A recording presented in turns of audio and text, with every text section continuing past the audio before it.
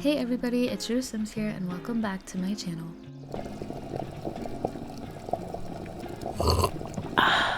I've been wanting to do a tutorial on building for a bit now. I'm not like the best builder by any means, but for anybody that's kind of getting into building and wants to know how to build in The Sims 4, I decided to make a video going over some of the basics. And I mentioned this before in my storytelling tips video, but for me as a storyteller, I use building as a way to kind of add depth to any stories that I'm telling. For example, we are going to be seeing this house in a future LP on my channel, and the vibes of the house are very like homey, very much family. I especially really love the way that the living room came out with a little board game area, and once I go in and play with the family a little, I'm going to put pictures up on the wall over here.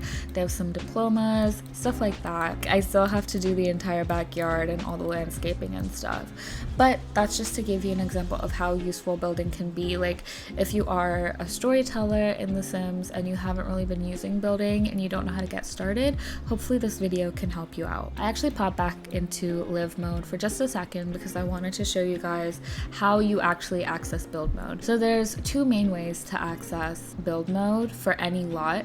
The first way is to load into the lot, and then up here is the button for build mode. Once you click it, you can go right into it. The other way, from the Manage Worlds map view, what you can do is click on any lot and click this icon to hop right into build mode. And this works on any lot, whether it's played or unplayed or just like completely empty.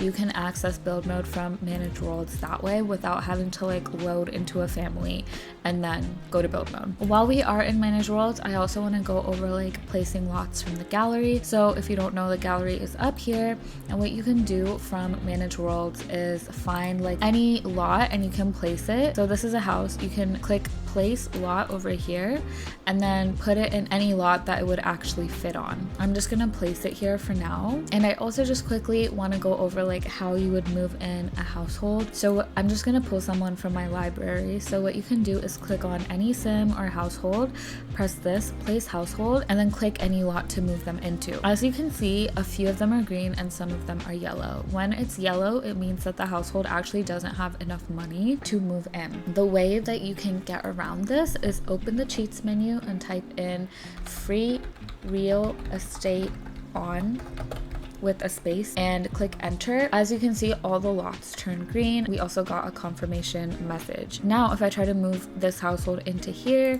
it will work just fine. So I can go ahead and purchase home, and now they are placed in this home. So that was just a general overview of Manage Worlds I wanted to give while I'm in here, and like I wanted to mention the free real estate cheat as well in case you have like a lot that you've built that you're trying to move a sim into and they just can't afford it yet, but you want to cheat them into it. That's how you do it. Now let's hop into an empty lot and go over the basics of build mode. So firstly, I want to go over the general build mode UI. So I'm actually going to go ahead and make the UI super big real quick. So first of all, let's go over what's up here in the top bar, because these are some important controls. This is obviously just like the cursor. It's just to select stuff. This eyedropper allows you to copy objects. As you can see, I'm clicking on nothing, so it says nothing can be cloned. This is a swatch tool. All right, I went ahead and placed a bed here just so that we can actually show off some of these things. So again, if I go to the eyedropper and click it, it immediately copies. You can either place it, or if you press delete on your keyboard or come down here and sell it, you can sell the object. Or if you end up not wanting to place it, you can just hit cancel down here, or you can hit escape on your keyboard. Again, with swatches, all you have to do is click the object and you can like toggle anything you want to get different swatches on the object. Next, this is how you destroy something. So it's the hammer up top. All you have to do is click an object and it'll be destroyed. Next is an undo button. So obviously Control Z on your keyboard will work as well, but you can click this to go back as much as you want. As you can see, it works with swatch changes, it works with copying / placing objects, it works with all of this stuff. And obviously, as you can see, this next button is the redo button. Now, once once you finish a lot, you may want to save it. And the way you do that is this button up here. And this is really important because that can allow you to transfer different builds between saves if you wanted to, and if you wanted to put it up on the gallery. What you do is click the folder icon. You can either save an entire lot or you can save a room. Obviously right now there is no room, so it's grayed out, but you can save the entire lot to your gallery and put it wherever. This option just saves it to the library, and this one puts it up on the gallery. This is the move house option. If you have an entire house, for example, let me just quickly build a room. You can click move house, click the house, and then click the move button and drag the entire, like reposition the entire thing. And it can be different rooms. Like let's add a little room off to the side. If I click move house, the entire house will still move. It won't just be the singular room. If you want to cancel the move, you can either hit escape or press cancel. You can also sell the entire house if you wanted to. The other option is to move the entire lot.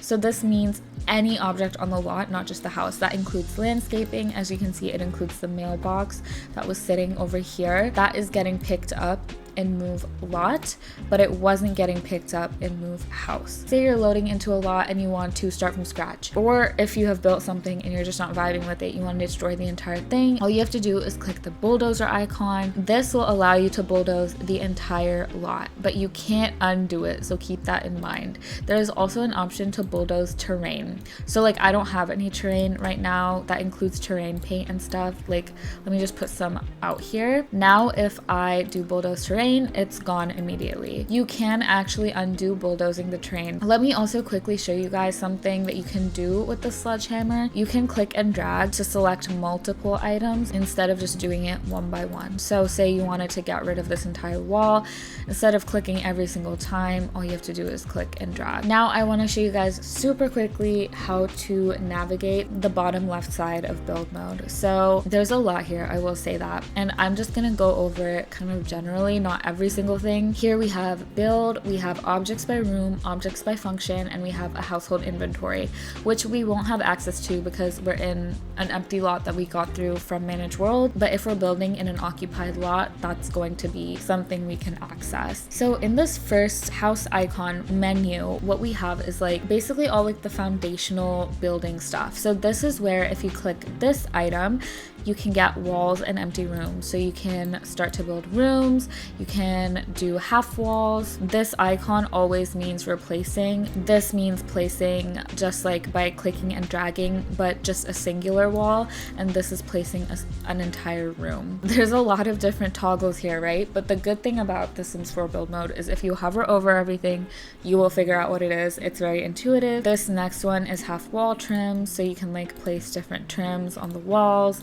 And then this one is platform trims. And the way you actually put down platforms is actually through that first menu. You can place any platform, all different shapes too. Like you can do a triangle, you can do round platforms as well, just all sorts of things. And then you can put a platform trim on them. This is also where you would access general stuff like doors, windows, fences, stairs, railings, columns, gates, all that stuff you access through here. And also you access roofing through this menu.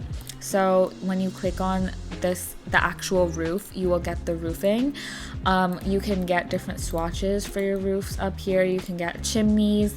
These are obviously just decorative, but that's where you can get them. And you can get different roofing trims. So that's where like this part of the roof would change. This is also where you would access like landscaping and terrain paint, as well as how you would like draw a pool and access pool trims, as well as fountain and fountain trims. Oh, and also this is where you will access wallpapers and flooring, as well as now that they've added ceiling paint, you actually access ceiling paint through the floor menu. And obviously you can see all different types of material here for both wallpaper and flooring. So obviously it's a lot. There's a lot going on here. It can be a little bit confusing, but like I said, if you hover over any item in this menu, you will figure out what it is because it'll explain it to you. And the same actually goes for the top bar up here. If you hover over something, it'll tell you what it does. And it's easy to think about this first menu as it being first because it's the foundations of what you need for the house, right? Like you need to have a room, you need to have a structure before you can go into the interior design and stuff like that. So these next two menus are getting more into the interior design. They actually don't have different items. All it is that this one, objects by room, what you can do is click through different types of rooms that you might have in a house, like kitchen, bathroom, bedroom, living room, dining room, study, kids room, and like outdoor. And you can find objects based on like the function that they would be in that room, if that makes sense. So for example, in the kitchen menu, if you click on this item, you'll get a bunch of like clutter because that's exactly what it's showing in the picture. This will show you appliances like microwaves and all other appliances like dishwashers, stuff like that. Clicking on the stove gives you all the stoves and ovens and stuff like that.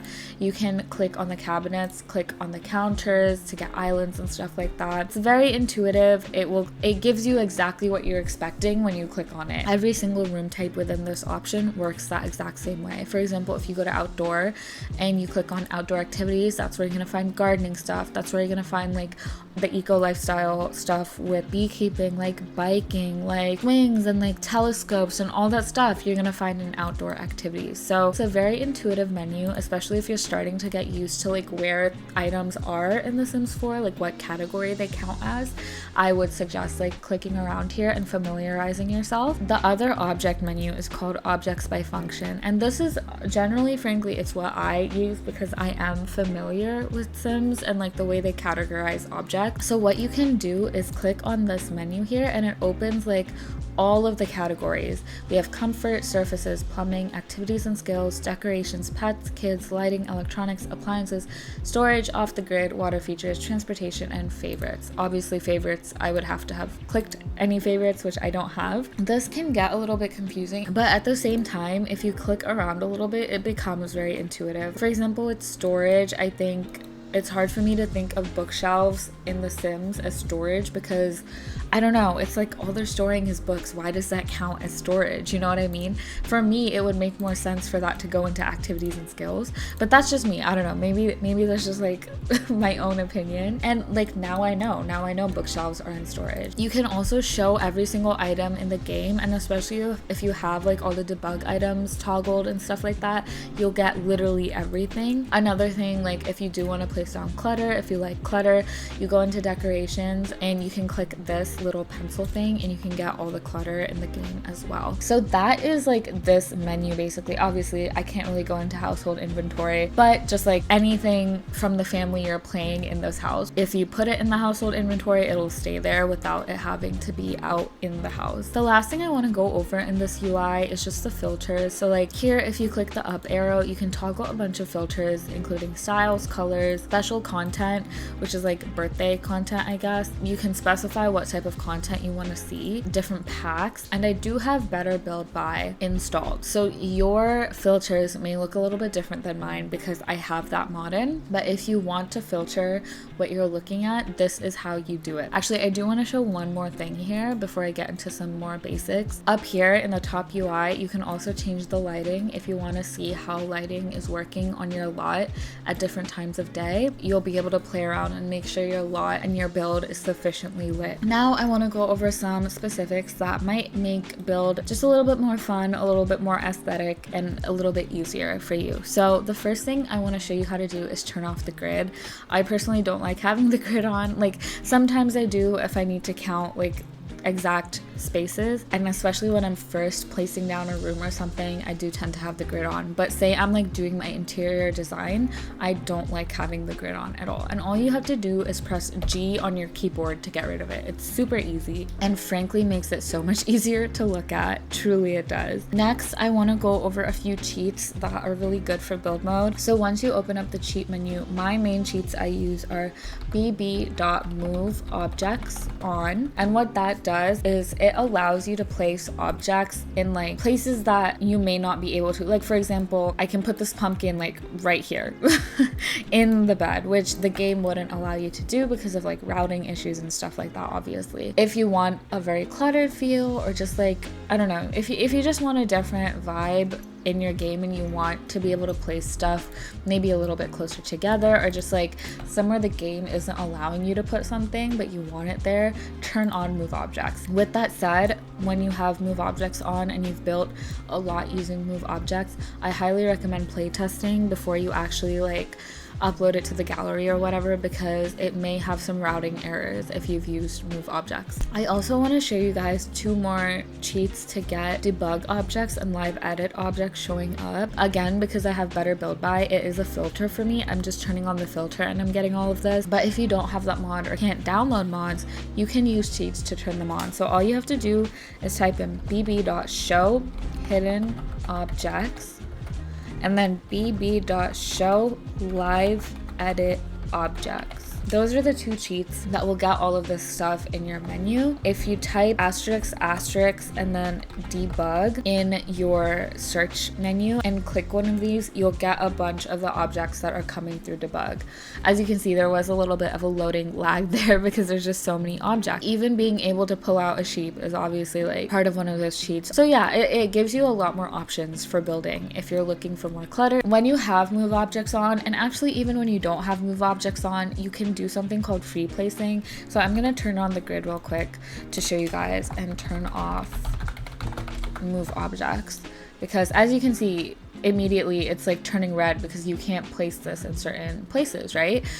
Which wasn't happening before. So that's what move objects does. What I want to show you guys is how this is snapping to the grid right now, and how you can make something not snap to the grid is just by clicking Alt, and as you can see, it's moving much smoother. And what this can allow you to do is scoot something much closer to like a wall or to another object than it was allowing you to do before. So without pressing Alt, I think I can get it that close. With pressing Alt, I can probably scoot it just a little bit closer. If I turn move objects back on, click it and press Alt, I can move it right up to or even inside the wall. So that's just an example of free placing, and I think free placing is great. I use it all the time. Again, just hit Alt on your keyboard as you are clicking and dragging, and it will allow you to move it free of the grid instead of having it snap to the grid like this. Next, I want to show you guys something that might just like spice up your flooring, I guess. Basically how you can do diagonal floor tile. So if you select a swatch, I'll just place one here to show you guys. As you can see here, it's going to place exactly just to fill the platform. But say I bring it over here and I want this to be diagonal and not fill the entire tile. What I can do is click Control F on my keyboard and it gives you a quarter tile. So that will allow you to create like a cutoff if that's what you want. And then to get back to the regular tile placement, just click Control F again and you are back to it. So with floors, if you just want to fill like an entire room, all you have to do is shift click and it'll fill it for you. For walls, if you want to fill an entire room, you have to shift click here as well. If you want to just fill a wall, like just one single wall, not the entire interior, just press Alt and click. The last thing I want to go over is showing you guys how to raise the foundation of a house, because I think having a foundation on it is important. So the way that you add a foundation to the house is actually not by clicking the up arrow. What the up arrow does is it raises a platform. What you do is click this thing in the middle with a cube and 2 arrows, click it and then drag it up and it will create a foundation. Obviously you have to kind of do it separately for each thing on the lot, but if you're confused, it'll highlight when it's matching other rooms on the lot. For example, here we can see when it reaches the height of the house, it's kind of highlighting white to show that the foundation height is matching. And if we go back down to floor level, it's highlighting all the stuff that is floor level. To add a foundation, I think I kind of showed it before. What you have to do is click this and then you can add like little trims onto the foundation to make it look a little bit better. So as you guys can see, there's a lot that you can do in build mode and you can make the most amazing lots. You really can. So with that, guys, I am gonna end this part here. I hope you guys enjoyed it. I hope this was helpful for any beginner builders out there. I know these were very like beginner tips, but this video is meant mainly for beginners. So I do hope this was helpful for any beginner builders out there. Do comment below any ideas or thoughts or opinions you may have. I'd love to hear what you guys think. Also, don't forget to like and subscribe. If you haven't already, do consider joining the channel as a member for access to some special perks, and I will see you later. Bye guys.